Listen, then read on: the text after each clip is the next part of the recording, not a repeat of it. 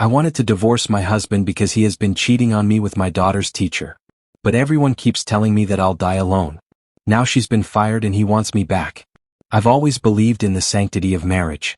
The commitment, the vows, the promise to stick together no matter the challenges life throws your way. I spent 20 years of my life alongside my husband, and for most of that time, I truly thought I knew him, thought he was the man I would grow old with. After all, when we married, I was in my early 20s, full of optimism, ready to face the world with him by my side. But things started to shift gradually. The cracks weren't visible at first. They were like tiny fissures forming beneath the surface, unnoticed in the hustle of daily life. We were just like any other family, busy with work, raising 3 kids. Our 12-year-old son, our 9-year-old daughter, and our youngest, a 4-year-old little girl. Our lives, while not perfect, seemed stable. We had our routine: school runs, late-night discussions about bills, family dinners, the occasional date night. But that all changed one afternoon when I discovered something I never could have prepared myself for. I found out that my husband had been having an affair. And not just any affair, it was with someone I never would have suspected. It was my daughter's teacher. I had heard rumors floating around the school, whispers behind closed doors that teachers sometimes get a little too friendly with the parents. At first, I dismissed them. But then one day I saw something.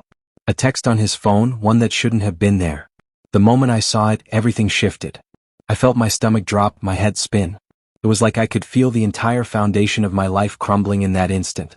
He was texting her, a lot. And the messages? They weren't just professional. They were intimate, personal. It took everything in me to not let the flood of emotions take over. I confronted him, my heart shattering with every word. His reaction: denial at first. But then as I pushed further, the truth came pouring out. The affair had been going on for months, maybe longer. He confessed that it started innocently enough, with shared moments of frustration at home. But soon, those innocent exchanges turned into something more. He became emotionally involved, and eventually, it escalated into something physical. The betrayal wasn't just a mistake, it was a deliberate act of selfishness. In that moment, I felt every ounce of trust I'd ever had in him disappear. I immediately knew what I had to do. There was no second chance for me. Cheating was always a deal breaker. I didn't care if we had 3 kids together, if we had been married for 15 years. I wasn't going to let this define me, let him define me. I packed my things, reported the teacher, and left. Divorce was never something I had imagined. But now it seemed like the only option. I served him with the papers, and that was that. Or so I thought. What followed was the constant barrage of advice from everyone around me. Friends, family, even strangers on the street. Everyone seemed to have an opinion on what I should do, and none of them supported my decision. All men cheat, they told me. You can't expect loyalty. They all do it. Some even said it would be better for me to stay. You'll end up alone if you leave him, they warned, as though that was somehow worse than living a life of lies. Think about your kids, they said. Divorce will mess them up.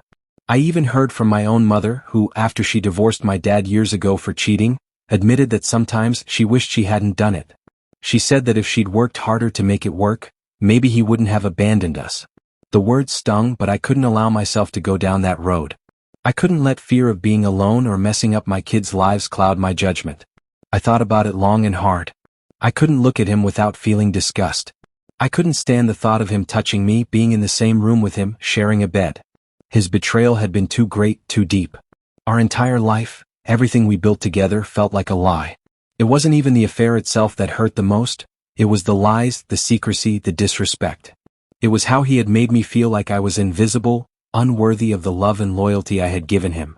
But then I started to wonder, could I really follow through with the divorce? Was I being too hasty? I was turning 37, and the idea of being a single mom raising 3 kids on my own felt daunting. Would I ever find someone again? And if I didn't, would I be okay? These thoughts plagued me. Then came the turning point. He came to visit me when I had a medical procedure done, a laser eye surgery.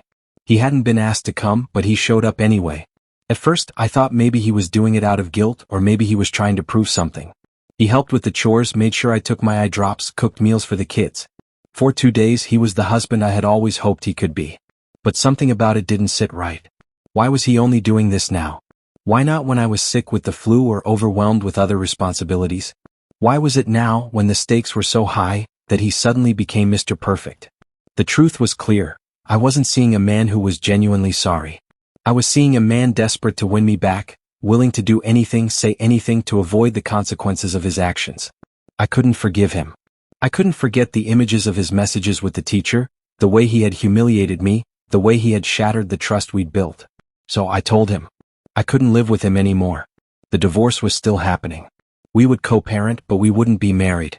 That chapter of our lives was over. He took it hard, of course. He begged me to reconsider, but I wasn't swayed. I told him that if he truly cared about the kids, if he wanted to be a good father, then he would respect my decision. I would never be able to let go of the affair, and our kids didn't deserve to grow up in a house where their parents resented each other. As the days passed, I saw how the impact of all of this was affecting our kids.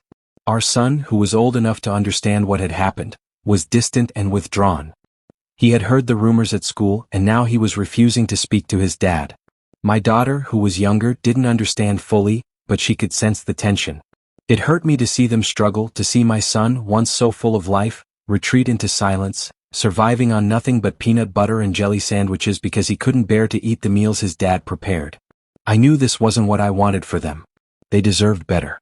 They deserved parents who didn't resent each other, who could still be there for them despite the chaos of our personal lives. But how could I fix it? How could I make them understand that their dad was still a good man, even if he had been a terrible husband? How could I help them heal from the damage he caused? There were no easy answers. But I knew one thing. I was done compromising my happiness for the sake of a relationship that had already been broken beyond repair.